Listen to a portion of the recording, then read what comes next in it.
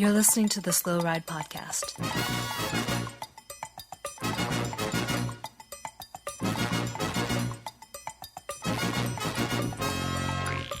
Bikes, advice, and rumors straight from the source. TheSlowRidePodcast.com and on Twitter at TheSlowRidePod.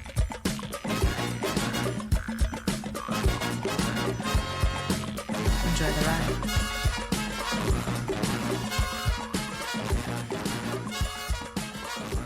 Hello and welcome to the 263rd episode of the Slow Ride Podcast. This is Tim in lovely Orlando, Florida. This is Matt in Minneapolis. And this is Spencer in Boston, Massachusetts. You guys, it's another grand tour. They just don't stop. It's another grand tour, and I am so happy to be here with you guys. I'm stoked. Really? It started? I was in the woods, you guys. Did it start? Little guy. Yeah. We're gonna get We can't get away from it. I was camping all weekend. We're gonna talk some Vuelta, and then we've got mountain bike world championships coming up next weekend. We've got obviously a talk of Kittle. We've got some great women's racing that has happened over the weekend on both continents. We have a wonderful new announcement in the Preem lap that can't wait to get to. Lots of cool things, but the Vuelta is on the top of my mind. Spencer, you and I are the experts here because little guy was in the woods collecting ticks. And Spencer, I would have started with the team time trial, but I think you know where I'm going to go. Yeah, I think we still need to start with the team time trial because... Oh my God, I'm on the edge of my seat for so much. Okay, I'll wait. Okay, I'm patient. This is where the Vuelta itself started. Nairo Quintana won a stage today. It was so great. Okay, sorry. Okay, let's get back to the team time trial. All right. The Vuelta España started off with a team time trial, which is historically the worst way you can start a grand tour. If I still had the Slow Ride Podcast soundboard, it would be wah wah. Yeah. It's when they put that out in the calendar, it's just one of those days you schedule like, well, I guess I'm going for a long ride that day. Don't have to worry about missing the coverage. But boy, in the way that Vuelta does, Vuelta managed to make a lot of excitement out of something that really should have been pretty mundane. Yes. Where should we start, Spencer, in describing to little guy why the team time trial was amazing? I would like to start with just the course that went over roadways that just appeared out of nowhere to have water on them. Yeah. So really? This is a big story because at least two teams that we know about wiped out on the same corner because the corner was wet. And when they had done their pre-rides in the morning, it had been dry. It looked a little like Miami Beach, like the water was coming up through the ground because of global warming. Well, no, we've done some research on this, Tim, and I don't know if you've traced this all the way back to the source, but it has been CSI'd back to the source of the water, and what's the water source? It adds to legend of the Vuelta. Okay, this mysterious water can be traced 500 meters up a small rise up the side street that the Vuelta crossed to someone's front yard where their children were playing in a kiddie pool. Are you serious? And the kiddie pool sprung a leak and was just gushing water out of the side, which then ran down the gutter and across the course of the Vuelta, which happened to be just around a hard corner. So these guys came through at 35 miles an hour on their 21 mil tires, and it didn't go well. And not just two teams, like random teams, like the Burgos BH team in their lovely purple kits. It was the yellow Lotto little guy. Yeah, I knew they crashed. Who else crashed? The entire team. UAE. The entire team. Yeah. The entire yellow Lotto team went down, and then UAE all went down, including that 20-year-old Pogačar. Pogačar, whatever. Yeah. So that was awesome. The 40 seconds that Primoz Roglic is down on GC now is all due to...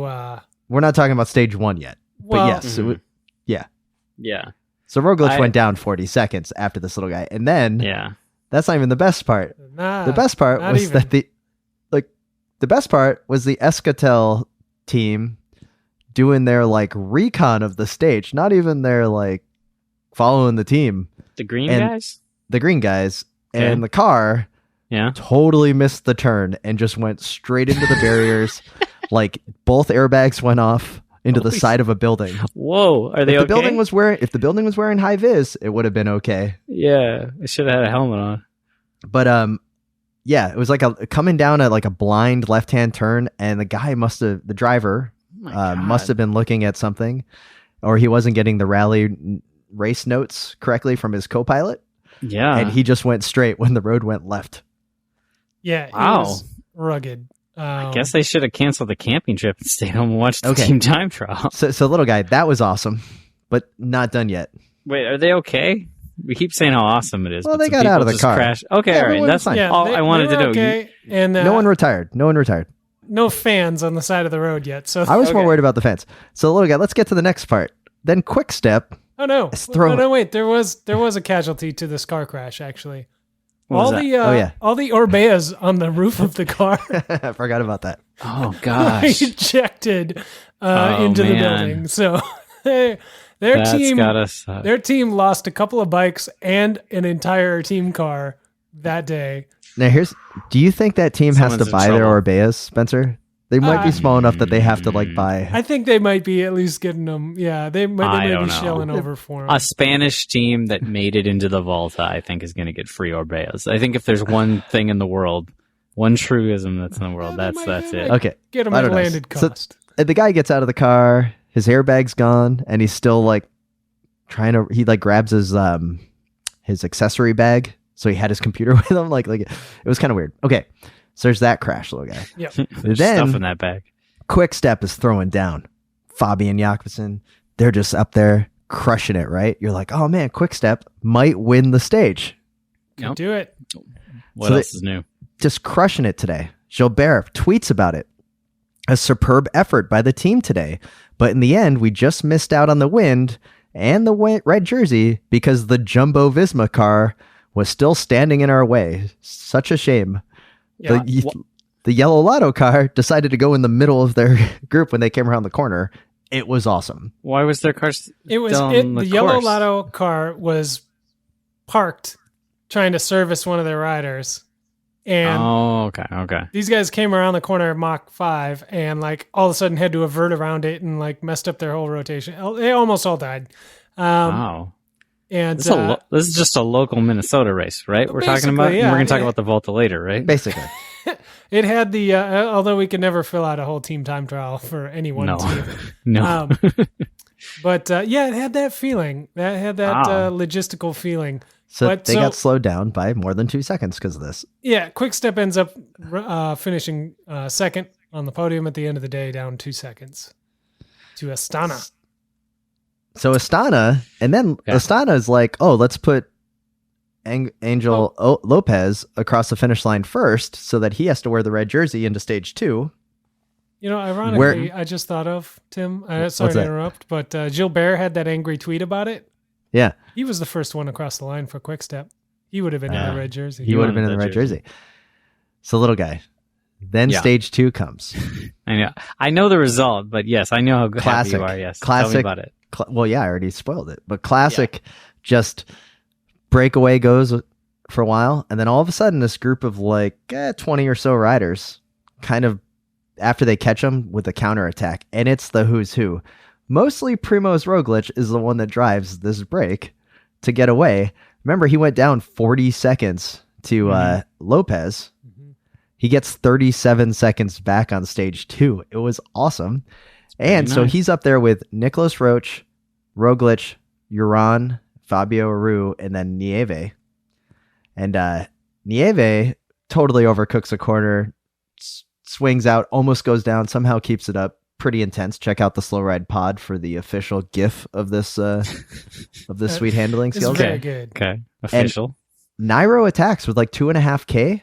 Just look, it puts in again. It's kind of a downhill sprint finish. It's weird. I don't Dude, he put a bat out of hell, and guys, when I saw that, and he wins another stage, that's 2 Grand Tour stage wins for a 2-time Grand Tour winner, right?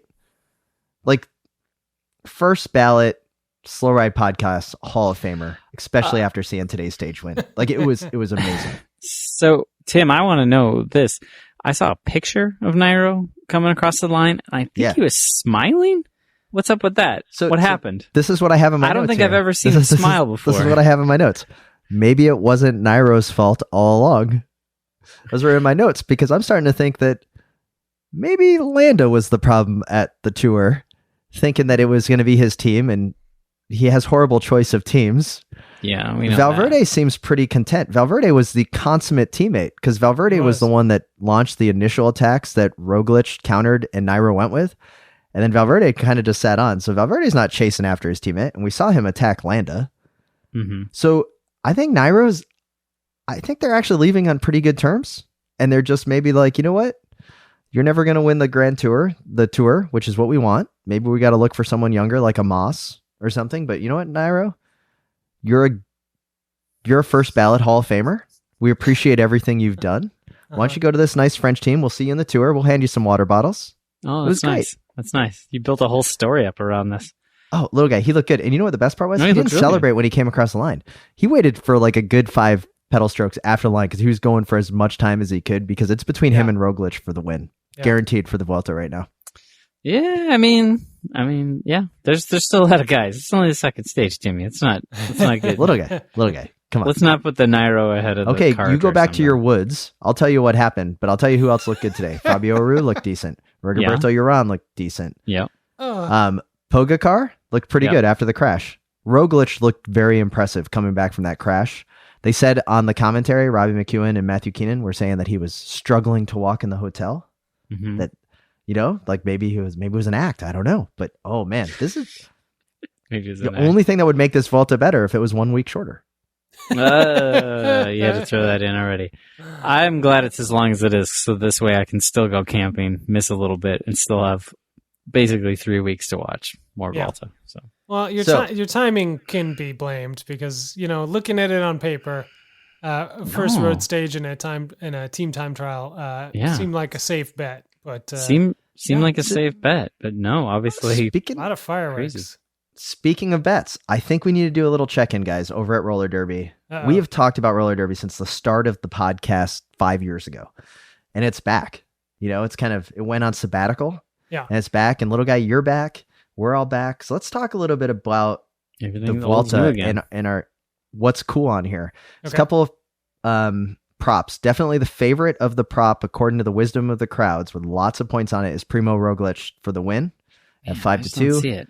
Okay. With Miguel Angel Lopez at 6-1, and then an other at 9-1 with Nairo at 14-1. So a lot of variety here. TJ Van Garderen comes in at 80-1. Thanks, Luke, the godfather of roller derby, for including him in there just for us. So, little guy, who do you think is going to who did you put money on for the Vuelta for winning? Kelderman. Those odds were too sweet to pass up, my friend. 65-1. And Spencer, who did you go with? I went with Angel Lopez at 6-1. I think the odds look pretty good, so I put 250 on him. So, I mean, as you know, if you listen to the Let It Ride podcast that we put out occasionally about roller derby, I like to spread the love around a little bit. And I today, looking at this Vuelta betting is no different. But if you ask me who I went heaviest on for the Vuelta, I went the heaviest on Esteban Chavez. Oh, wow. Okay. Ooh. What were the odds on him? They must have been good. At 12-1. Not bad. No, not bad. I went heavy on him. I went a little heavy on Kreiswick and other as well. So don't know if any of those are going to pay out for me, but...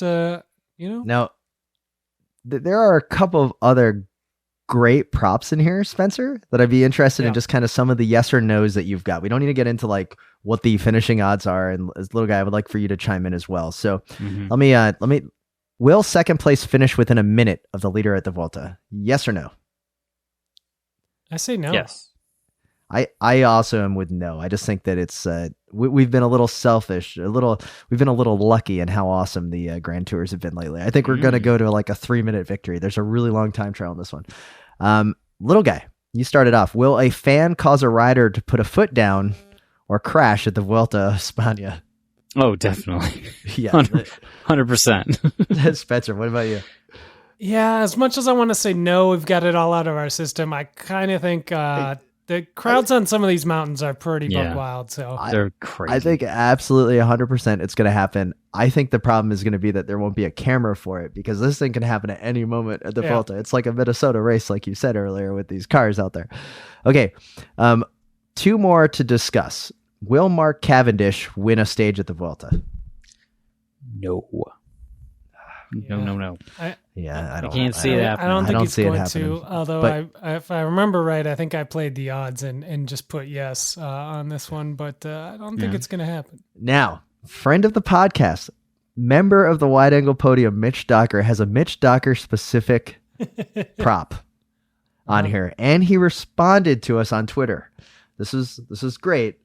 It may be a little too Pete Rose-esque now because now is he betting on himself? We don't know with fantasy internet points. So the prop as written by Luke is, what will be Mitch Docker's best finish at the Vuelta a España?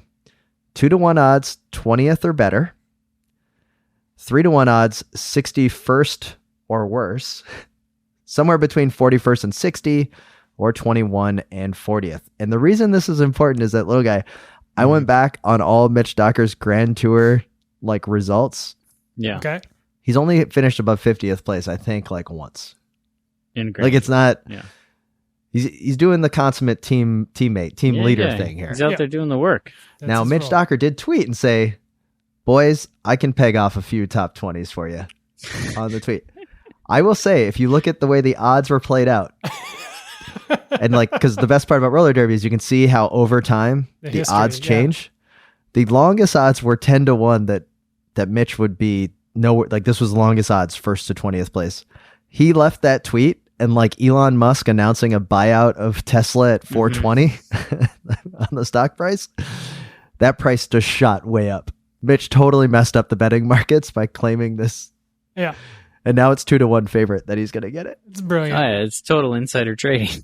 Yeah. This is I don't know. This is Aussie corner material for us right now. Like I think there is more at work here. I think maybe he knows something we don't know. I think maybe the continent of Australia knows something that we don't know. And he's doing it for the Oceanic district. I do want to ask Mitch about it sometime when we get him on the pod. Is like, I know we've done some really lowbrow like regional racing, but Yeah. like I've definitely sat up like, I'm going to sit up and just get like 25th out of like 50 here. Like I could go a little bit faster if I wanted. Is that like what like Mitch is just always going for the next day because his job is to shepherd the riders through and he just doesn't want to roll the dice and get up there? Or is it ridiculously fast? And like for him to get a top 20, it's like balls to the walls. There's the rest of the Vuelta. Like there's a chance the next day is going to be the hardest day of his life if he goes for like even a 19th place. Like I'm curious as to really what the top placings are in a race. Like how hard do you have to be in that top 50? So the real question, if you get to it, is how far down the list do you have to go before you get to the first person who didn't care? Yes. That's what I'm curious about. Like, Yeah. like, is it 20th place? I don't know. That's something that we're going to have to figure out. But anyway, guys, the Vuelta question. is off to a rambunctious, wild start. I couldn't be happier. I am stoked. Yeah, because it's the best Grand Tour, Timmy. 3 weeks of pure bliss. It is pure bliss. But let's get into something else. Let's talk about the Colorado Classic, America's own 4-stage women's pro race. And takes place in Colorado. It takes place in a lot of the big cities in Colorado of riding, right? Like you've got Denver, you've got Golden, Colorado. And we also had basically Chloe Dygert Owen just dominate the racing all the way through. She won every Jersey. Wow. She won in Steamboat. She won in Avon, and she won in Golden. All of those stages. Pretty awesome. Major shout out to friend of the podcast, Abby Mickey, for her 61st place on stage 3. I like to think that Abby was like, hey, I'm not going to get 16th, but boys, this is for you with a 61st place. It was a nice little Easter egg Yeah. there for the Slow Ride podcast faithful. I mean, what an impressive performance of Chloe Dygert Owen. And I kind of forgot, guys, that she totally cleaned up at the 2015 World Championships when we were in Richmond. Like I totally forgot that she won both the ITT in the juniors and the road race juniors, both over Emma White.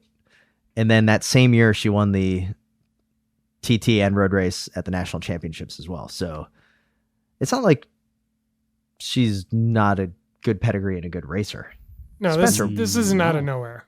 No. What has she been doing for the last few years? Because I'm not seeing these results that she just dominated. So is there something I'm missing? College? Like what's up? That's a very good question that I don't have an answer for, Tim. I think she was injured last year, wasn't she? Okay, because she cleaned up at Joey Martin. I see that, right? And then she also did good at Tour de Gila earlier this year. So maybe it is an injury. We'd love to have Abby back on to kind of learn a little bit more on where we're failing here in our reporting. But absolutely wonderful to see her crush it. I don't think she's gone anywhere. Looking back through these results, she's been right up there the whole time. So the women's race was going on 4 days in Colorado. Looks fantastic. Way cooler than the Quiznos stage race, if that thing even still happens anymore. But let's get into. Still happen? No, that race, is a long time ago. But just like a Quiznos happen. Do Quiznos still exist? I don't know. But what we should be talking about, though, is the Ladies Tour of Norway, the 4-stage race over there, won by Marianne Vos, 29 seconds over Corinne Rivera of the U.S., and 41 over Leah Kirchmann. Here, though, there was a stage finish that it was Marianne Vos versus Corinne Rivera. I think it was the Saturday stage race, Yeah. And Vos just on the uphill just put it to another gear. And we know Corinne Rivera is world class, one of the best in the world. And to see her get beat like that, you're like, oh my gosh, Marianne Vos is back. Like the boss is back. And arguably the greatest living cyclist currently. Yeah. I mean, like we remember Vos as being extremely good and having these devastating attacks. And then she took a couple years sabbatical almost, and then comes back to pretty good form. But this year she has definitely kicked it up a notch, over and above previous Vos levels, which is impressive to say the least. That is not something you see often. No, not at all. But she, oh my God, she's so good. Like it's ridiculous. But yeah. I don't know. And then the other, Corinne Rivera, winner of Women's Tour of Flanders, not that long ago. Like this is no slouch, and she made her look like she was standing still. Like it was brutal. One of my favorite things to do when I get into these pro cycling stats pages, right? And you kind of are going through just like seeing what's out there, is discovering all of these UCI races that are recorded on there that just have the craziest jersey combinations and the teams that you're like, what team is that? And then you just start getting into these rabbit holes of some of them. Now it's kind of also happens with the Vuelta with the crossover of the pro continental teams. Like I'm really into the Burgos kit. Oh yeah. Good kit. But just seeing some of the things that are out there, it's fantastic. Tour of Lavinar, and the reason I'm bringing this up is the winner was Tobias Foss of Norway, and the kind of like the Norwegian team kit that he's wearing, that you kind of see the photo. It's just a pretty beautiful, or it's the Uno X Norwegian development team, and it's now this guy was on the Joker squad, so we know about the Joker kit of old. I just kind of get into seeing some of these pro continental teams. So just check it out, little guy. There's a lot of little guy specials in here. No, there's good ones. I'm with you. But with all that, I think the other thing just quickly to mention before we get into this Preem-Lap with their sweet new announcement is that little guy, your boy Viviani, takes the Hamburg Cycle Classics in Germany, the only race that really matters in Germany anymore. I don't think they do really any other World Tour racing there. It is a World Tour race, and he takes a win over Caleb Ewan and Nizzolo. What was he wearing? He was wearing the new kit, the new Euro National kit. All right, so that answers that question. It was all right. It was okay? I didn't see. All this kit love for these like little third-rate continental teams, and then you got no love for Viviani's new kit? No, not at all. No. Tim, I think this is a decent place to segue over to another German sprinter we should probably mention. Who's in the news this week. Yes, that is true. And of course, you're talking about the man with the hair the man an entire team sponsorship was built around. And a legendary cyclist that we've always enjoyed back to his days with Skills Shimano, Marcel Kittel, announcing his departure from cycling and his immediate retirement.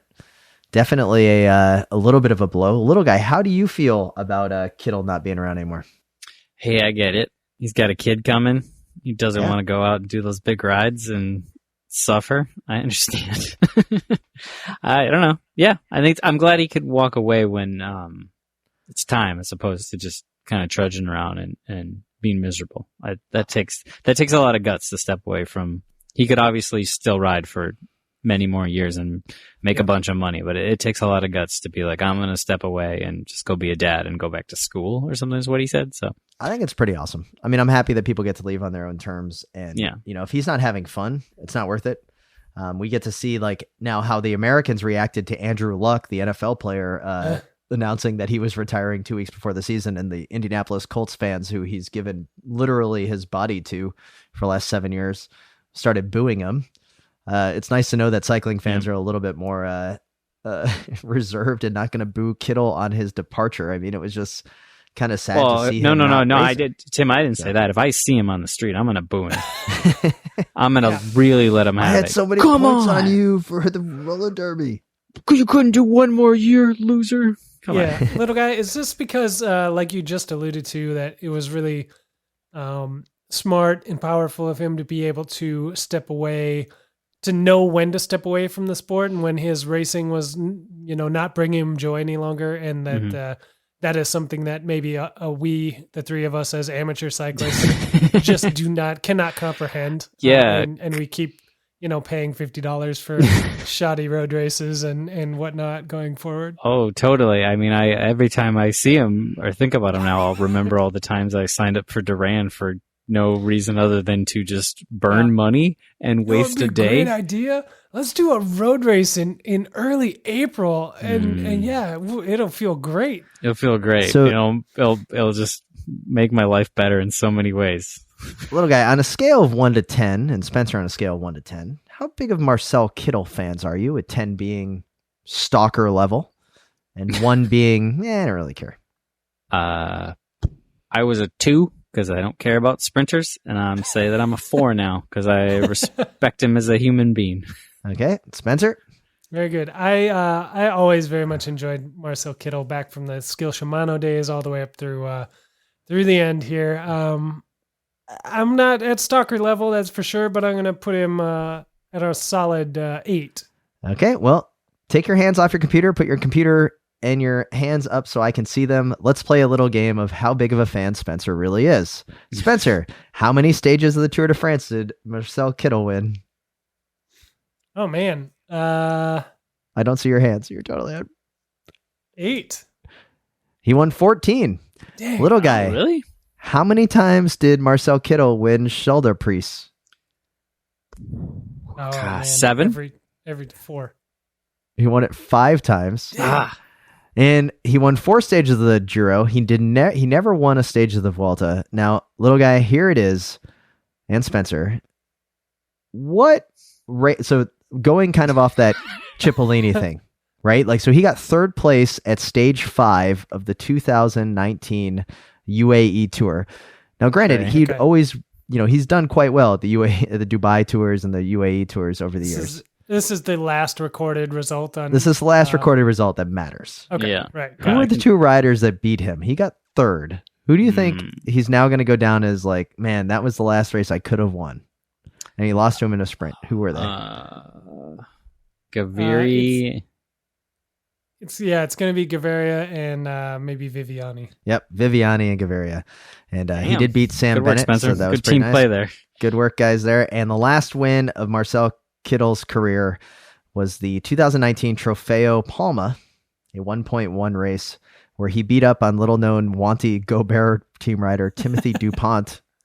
I know who he and is. Hugo Hofstetler. So those are real guys.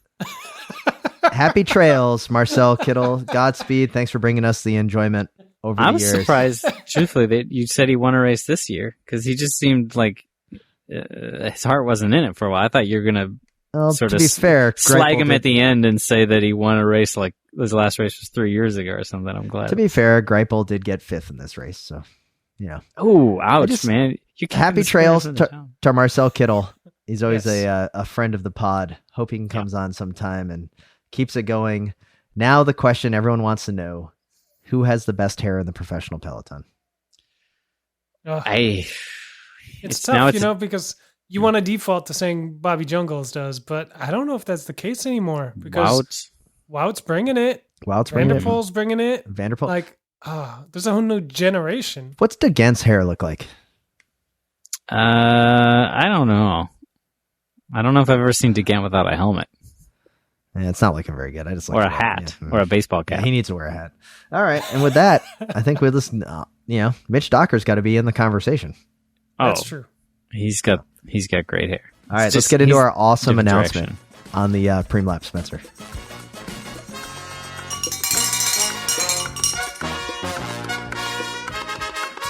This is Mitch Docker, and you're listening to Life in the Peloton, also the Slow Ride podcast afterwards.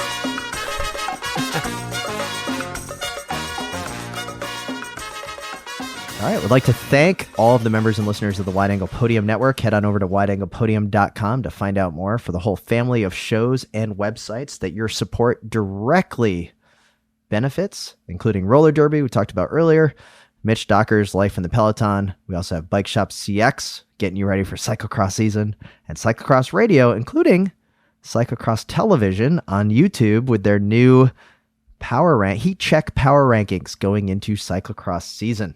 Oh, so ready for this. And with that, we are happy to announce the newest way to support the Wide Angle Podium Network, and that's with our friends over at Buckler Skincare, probably the best embrocation and chamois cream manufacturer here in the U.S., small batches made in Tallahassee, Florida. Gentlemen, I present to you Miracle WAP. Woo! The top tier chamois cream created by Buckler Skincare. It's a proprietary blend of calendula, rapeseed, rice bran, and sunflower oils, plus a large helping of cocoa butter, all to keep your low parts high. Much like the content WAP produces, our products are a labor of love, a passion product. And the best part, guys, it's got some menthol, because the tingle is the miracle. Yes. Oh, Miracle WAP. So here's what you got to do. Just go to bucklerskincare.com. It's $21 for a tub. They send it to you. It's awesome. Trust me on this. It is really good. We used to sell Buckler Skincare products at Swift Cycle, rest in peace, and we couldn't keep it on the shelf. Like, we constantly were making orders for it. We were shipping it out to our friends. Jump on this train, bucklerskincare.com. You can also get some embrocation for cross season. But buy some Miracle WAP. The tingle is the miracle, and it's going to make your bike racing that much more enjoyable.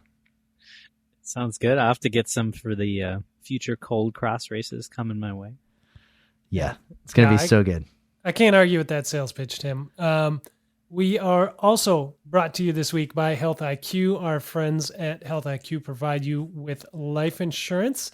They are a life insurance company that celebrates the health conscious, like you, like cyclists, like all of us. You can visit healthiq.com/WAP to learn a little bit more, get a free quote, or you can check out their FAQ page if you want to learn a little bit more about what they're doing. But basically, they are saving you money if you are riding your bike, and it's as simple as that. So they support cycling. You should support them. Well, let's do it. healthiq.com/WAP. And I'm going to squeeze this last one in here. Guys, we're just a few weeks away of going up to Madison for the Cyclocross World Cup at the Trek headquarters, the Trek World Cup. I can't wait to see you. I got the room reserved. It's going to be a party at the Holiday Inn. Yes. People want to hang out, come find us. We'll have a press pass. So I don't know if we could talk to you, but it would be fantastic to see everybody. I can't wait. I know we've got some friends coming up from all over the country. People have checked in from Ohio, Michigan, Florida, Washington, D.C., New England, several states. I'm not even going to mention them all, but I know that someone from Massachusetts and people from Rhode Island and Connecticut are coming. Yeah. Pretty stoked there. Minnesota's coming. Iowa. Pretty much every state in the country will be showing up to this. You know what my favorite part about the Trek World Cup is, guys? Bike What's racing? that? Well, that's cool too, is the equal payout. I'm Yeah. really stoked on that. Continuing to set the bar high. It deserves a lot of credit, especially when there's other World Cups on the calendar still not doing it yet. And Trek finds a way to get it done. And it's fantastic. You can race with the pros. There's a Lakeside cross race on that Friday into the Cross Race World Cup on the Sunday. Can't wait for it. Looking forward to it. See everybody out there. Let's get back to the show. This is Ryan. This is Ryan. This is Ryan Woodall, Florida's first cyclocross national champion. You're listening to the Slow Ride Podcast. Pretty great, despite all the roadie talk. 5 stars from Recology. I don't think my local roadies are listening till the end when Spencer tells us to wave at our fellow cyclists. That's it. Man, What a that's great the whole review. review. I think it was Was a it good fun? review. I think it was short, concise. We'd love to get reviews on the pod. Thank you. We're continuing to crush it. 271 rankings, guys. And all but 6 are 4 or 5 stars. Well, that's how you know they're legit. Yeah. You know, Mhm. because if Yeah. they were all 5 stars, I wouldn't believe it either. No. I wouldn't blame anyone else for not believing There's it. just enough trash ones in there that you're like, all right, these guys may actually be somebody.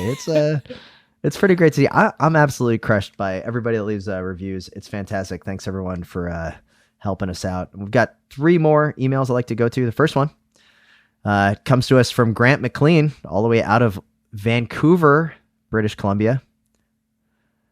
No, Steve Bauer never won a Grand Tour. Thanks. This is our Canadian listener, just or Western Canadian listener. But just saying, the 2012 Giro, the greatest Grand Tour ever, and he made sure to include a really, really blown up picture of Ryder Hesjedal lifting the trophy. And guys, for a second there, I totally forgot about 2 things here. 1, Ryder Hesjedal, Really? Right. and 2, Barracuda, the secondary sponsor that Garmin had there for a season. A year. Yeah. But yeah, little guy, I've kind of forgot a little bit about Hesjedal. I think it was just because he wasn't like, he was Canadian about it, right? Like, I mean, like that's not a knock. It was just kind of like, yeah, just kind of a silent assassin, just kind of did it. The motor was in the bike. Everything was fantastic.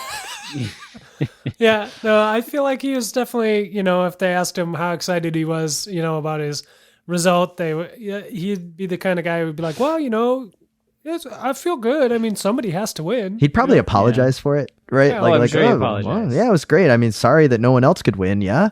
And I do always feel bad for him with like the basic physics thing of his wheel and the way that it was moving. And people were like, it's a motor. And you're like, Yeah. no, that's not how a motor is going to work. Yeah. But Yeah. I forgot about that guy. I remember Keith, my business partner at Swift, Canadian, was really into going to Interbike that year because there was a lot of Ryder Hesjedal cardboard cutouts around. Like so he was very like, oh yeah, this is the Ryder. Yeah, Ryder Hesjedal. Oh, what a great guy. All right. Got some more emails. The next one comes to us from Sam A. Greetings. Given the Slow Ride's somewhat patchy record with respect to pronunciation, it took me some time to decipher your regular and repeated references to what I always heard as Shawamigan. As a long reader of the U.S. mountain bike press, I probably came across mention of Shawamigan before the internet even existed. I suspect Guarantee it. I even read race reports in Bike Magazine or even Mountain Bike Action, and it sounded like a cool race. Big long point to point it, if I recall correctly. Point to point race, sorry. Seeing this is the only in printed form, I naturally drew my own conclusions as to the pronunciation, settling on the U.S. assented Czech Amagon, because it's spelled Shawamigan. Duh. Yeah. After all, you Americans are not exactly renowned for adhering to the authentic reproduction of the original enunciation of places or names. See Gloucester, Orleans, or Illinois. Anyway, my point is not to denigrate your or your countrymen's phonics skills, but to extend my understanding and sympathy. Every time someone derides you for mangling Ventoux or Coxida, just refer them to the conundrum of Shawamigan. Your faithful second UK listener, Sam. Ah, I feel like it's That was very lot. difficult for me to read because there's a lot of hard words for me to read in there. But Yeah. I do got to admit, Schwamigan may be our answer to, when people can't pronounce Coxida. That's true. And then That is one that we've nailed every single time on this show. So I'm proud of that. Yeah.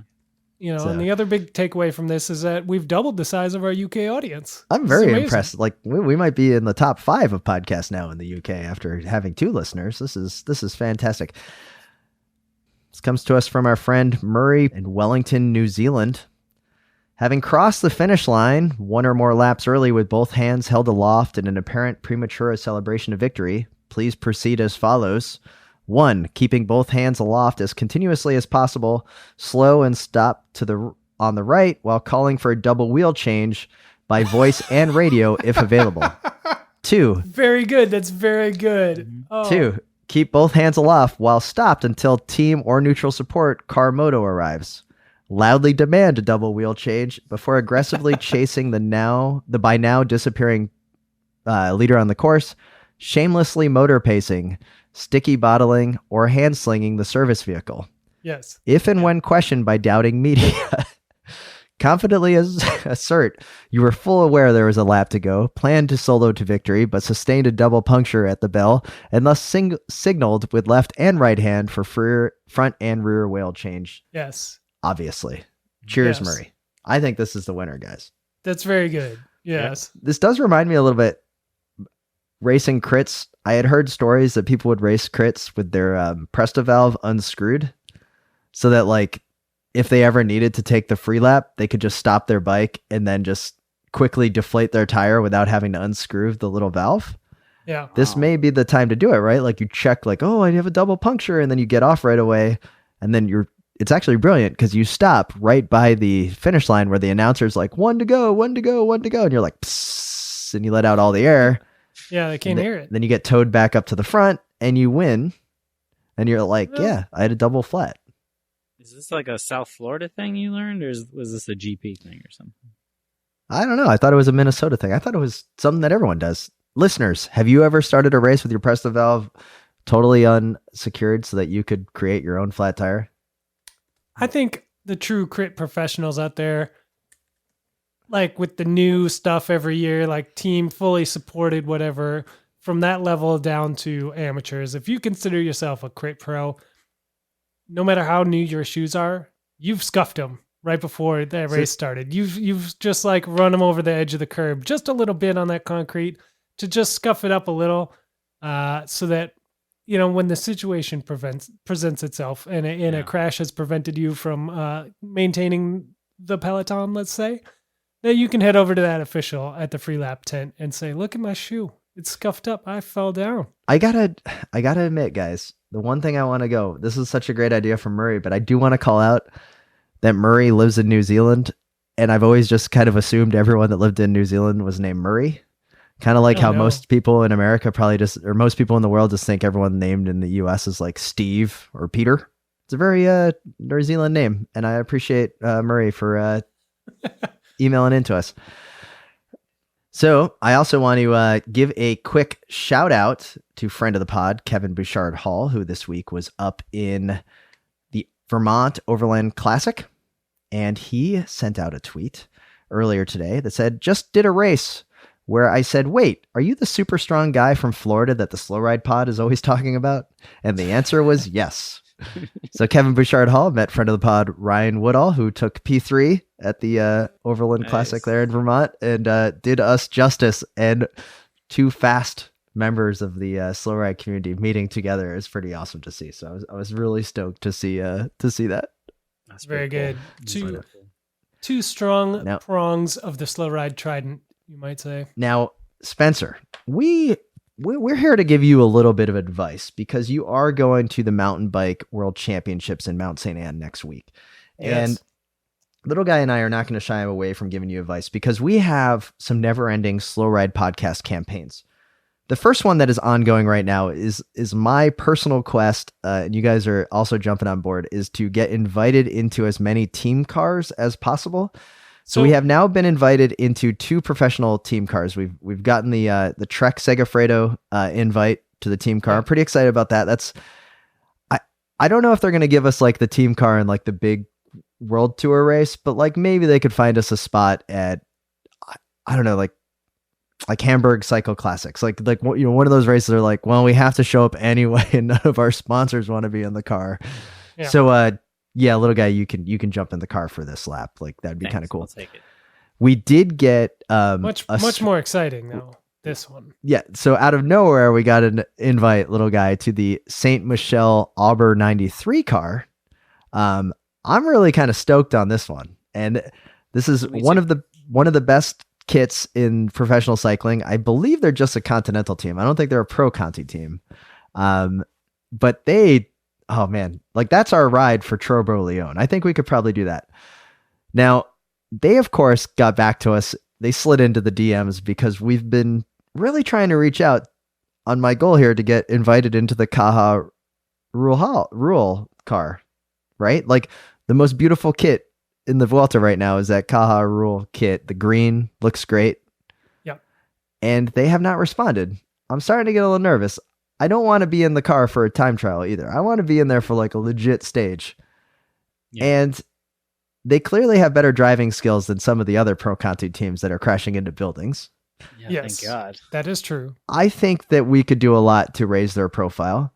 So the reason I'm bringing this up for you, Spencer, is that my original goal with the Slow Ride podcast, when I brought up that we should do this podcast for basically the three of us, was to create this idea that we're some kind of professional cycling journalists, so we could get a press pass for any bike race that we wanted to go to. Right. Which culminated in the World Championship press pass. Somehow we convinced the UCI to get us a press pass. I don't know how, but it happened. Yeah. Now you're going to Mount St. Anne. The question I asked to you, Spencer, do you have a press pass secured for when you're on the ground in Mount St. Anne? You know, I do not have a press pass the podcast secured, is now over. We are no longer recording. Well, this is the first time since the beginning of this podcast that a World Championships on North American soil has not given us a press pass. Wait, did you apply? So I think that this is, this is a pretty good track record. We've had a good run. Well, we're batting 500. I mean, that's Hall of Fame numbers right there. Yeah, I would think so. First ballot, Cycling Podcast Hall of Fame. So, totally. Spencer, I think we got to get your press pass because I want you to ask Matthew Vanderpool when he's on the start line, how awesome is it going to be? Wait, what? Not going to be on the start line. Oh, man. Okay, well, I wouldn't go to the World Championships either He's anymore. Sitting in an altitude tent in Belgium. Yeah, I read that. So, Spencer, what are you hoping to see up in Mount St. Anne? Have you been to that race course before? I've never been to the course before, so I'm pretty excited to check it out. It's going to be a spectacle, obviously. I've seen the race before on the Red Bull coverage, obviously, as well. So I kind of know some of the things I want to go see, but I'm most excited to see the stuff that is not as visible on the television. So I look forward to seeing your reporting on the ground with your press pass, mostly because I want you to take the press pass during like a track walk of some kind and get up to the top of those overpass things that they have on the course. They have those like giant ramps that are flyovers, but they look way steeper than a cyclocross flyover. Like they seem actually difficult for some of the riders to ride up when it goes over the course. And also, are you going to be there for the downhill side of things as well? Absolutely. I am partaking in all of it, downhill especially. Do you got a chainsaw, like just the motor? No, I don't. I don't even have a rim like that I can bang with a pipe or whatever they do. I don't know. Well, or a frame, like an old downhill frame, weighs like 50 pounds. You got to like hold it up. Yeah, I'm gonna let the real hardcore mountain bike fans do that kind of stuff, and I'm just gonna sort of take in the sights and sounds and smells certainly of the event. I'd be really interested in how many people show up to this in Mount St. Anne. Is it going to be a bigger crowd because of the World Championships? I know a friend of the pod, Bill Scheiken, has been up there many times for when he was doing his mountain bike coverage for the various teams, Trek and others, and he's always said that the crowd has been pretty good. I'd be curious if it's really going to increase. And then the week after, immediately after, is Snowshoe, correct? Yeah. In West Virginia. It's kind of weird. Got kind of shoehorned in there a little bit because it's been around on the World Cup calendar before. And then it's like, we're already going to Mount St. Anne for the World Championships. We might as well just do one more race. I'm curious as to why they wouldn't do snowshoe first and then Mount St. Anne. Well, it's obviously a test for kit manufacturers to see who can, if they're up to World Championship standards and they can actually get a new kit produced in time. Yeah. That's a good point. So it's a quick turnaround. There's that guy that does the pressures. downhill racing in the full denim jeans. I would love for him to win the men's championship. And just to see, like, I don't know, like, I don't even know who his jean manufacturer, like Gerbeau. Like, I don't know who it is. Like, are they going to make like a special like pant leg for him? I hope it's that would be Jabot. amazing. I hope he's got really deep pockets. Yeah, I'm super excited to go up there. Like I've had the privilege of seeing Kate Courtney race her mountain bike, in the past, but I've not seen some of these superstars, Pauline Ferrand-Perot and Yolanda Neff and Nino Schurter. I guess I've seen Nino Schurter race before, but. You've seen Paul on the road. This is another level. This is a whole new kind of deal, and it's going to be amazing. And if you're going to be out there, keep an eye out for me. Say hi. You're going to have the Slow Ride Podcast flag, so make sure that you wave it proudly. I'll be waving the flag, and I'll be looking a little bit lost and confused. So, yeah, this is pretty awesome. And Spencer, I am totally jealous that you get to go up there. I do need some recording, maybe some stories on the Slow Ride Podcast Instagram channel over at the Slow Ride Pod. Mostly, are you going to take the chairlift up? Like how far of a drive is it from Montreal, or from Boston for you? From Boston, I think it's 6 hours. Okay, so it's quite a ways north of Montreal. Yeah, a little ways. Okay. Yeah.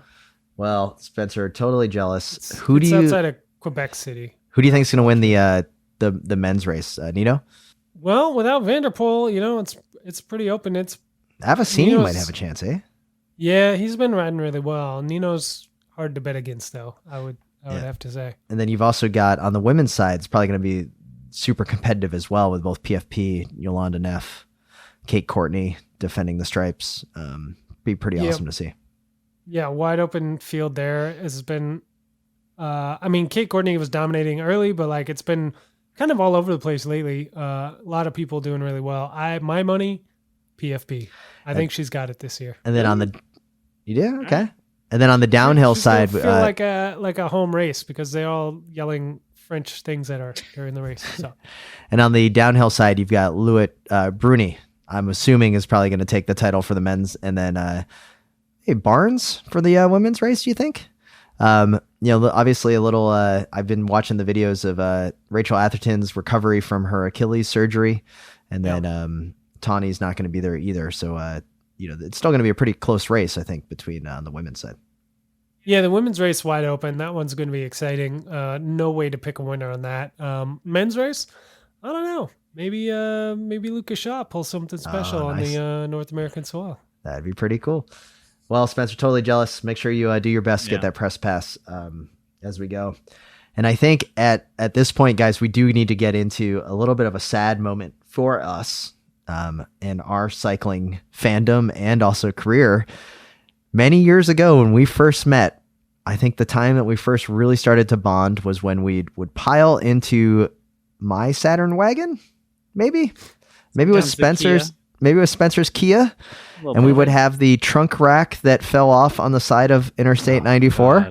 It's terrible. This whole story in detail, if you're a supporter of the network, is in the bonus content. So Is it? find Oh man, And it's so good. it makes my heart start fluttering. Just we would pile into the Kia, and we went up to the velodrome in Blaine, Minnesota, one of only approximately 15 in the U.S., a beautiful 250-meter velodrome with 43-degree banking, made of Alphazelia wood, straight out of the Congo in Central Africa. It is gone after next Thursday, the final racing night in Blaine. They will be tearing it down. It was built in 1993 91 as the Olympic qualifiers for the 92 Olympics in Barcelona. Yeah, it outlived its life by many years, led by the legendary Bob Williams, who did so much for our own racing fandom. And indeed, guys, it's going to be, it's finally going to tear down. It's finally Yeah. gone, and it's very sad. For our European listeners, it's a replica of the track in Barcelona that they used in '92. Yeah. And this is where we learned how to do our racing. This is where we did Madison's together. This is where I destroyed you all in the state Curin championship in category 3s. This is where I boxed Spencer in on the points race, or maybe it was, and then little guy would do his magic in the missing out where he'd always just try to clip people at the end. Some of my favorite memories, and I'm going to offer this one as my favorite memory. And that was, they used to do this thing where hundreds of people, there would be about 200 people a night in the crowd. And the crowd would get to 3 times a night for a race, get to pick the rider that they thought was going to win. And they would pick the rider they thought they were going to win. And then if that rider won, their name was put into a hat and they would draw it out. And, so everyone was there, and you'd get like a gift certificate to Cold Stone Creamery. You get a gift certificate to Buca de Beppo, some great restaurant. Chipotle was always the one everyone wanted. Yep. And I will never forget the moment when little guy won a race. It's fantastic. His whole family was up in the crowd. Yeah. My Sarah was up there. Spencer's friends were up there. We're all hanging out in the middle of the infield. Fantastic. Little guy wins, and it was the Chipotle race of the night. Yeah. And no one had picked little guy to win the race. Well, they not weren't even wrong his in wife doing that. Not even his wife to be. Not my mom. Not even his mom. And at that moment, I was like, man, the little guy, always the underdog. And you won. Yeah, one of very few times in my career. But the good news, I think you got the gift certificate because no one picked you, right? I did. So well done. Chipotle's never tasted so good. It was the Chipotle of spite. It was so awesome. And you got the chips. Little guy, you're always a good sport about that. One of my favorite stories. And little guy, the first time I ever talked to you was at the Velodrome. I had just gotten done playing Ultimate Frisbee. And it was a Thursday night. Just got done throwing the disc. Yep. As you Couple of sweet forehand flicks to victories. And I was like, I got to go check out the bike racing over at the Velodrome. I go up in the crowd. And you were there with your much better half. And we just started talking about bike racing. And you're like, I'm a new messenger. And I'm like, I'm going to be a messenger someday. And you're like, no, you're not. I'm like, well, too. It's an exclusive club. We're not letting you in. And then before you knew it, within a year, we were racing at the Velodrome. And it was fantastic. Yeah. So a lot of memories go out there. A lot of memories. Sad to see it go away. Yeah, I have barely been up in the last 5 or 6 years. But I have to say, when I heard that this would be the last week, it made me really sad. Just crazy because I don't even go. But I'm gonna try to go this week. I'm gonna dust off the track like one last time and get my ass handed to me. It'll be worth it. We did a great photo shoot for Mozzie Bicycles up there, our team, right? Like we were featured in the catalog. It was awesome. In a video. Yep. This was you can find that online. 2009 Mozzie catalog if you can find it. It was oh man, what some great stuff, little guy and Spencer up at the Velodrome. Some of my greatest memories for sure. So absolutely love it. And with that, I think, guys, we're done for the pod this week. And we're just going to leave it there. I'd like to thank all of the members and supporters of the Slow Ride Podcast Network. I'd like to thank Health IQ for their continued support. Head over to healthiq.com/WAP to find out how to save on your life insurance. We'd like to thank the brand new partner, Buckler Skincare. Head to bucklerskincare.com for your very own supply of Miracle WAP Chamois Cream. The tingle is the miracle. So fantastic. And follow us on Twitter and Instagram, both at the Slow Ride Pod. And with that, I'm Tim in Orlando, Florida. I'm Matt, sad about a velodrome in Minnesota.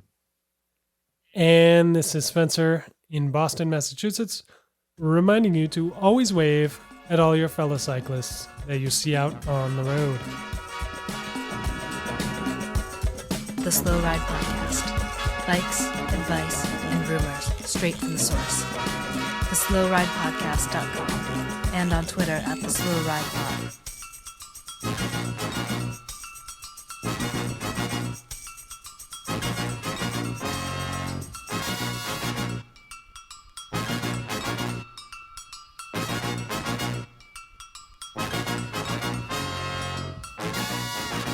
Guys, I'm starting to think that Caja Rural is never going to let us get in the team car.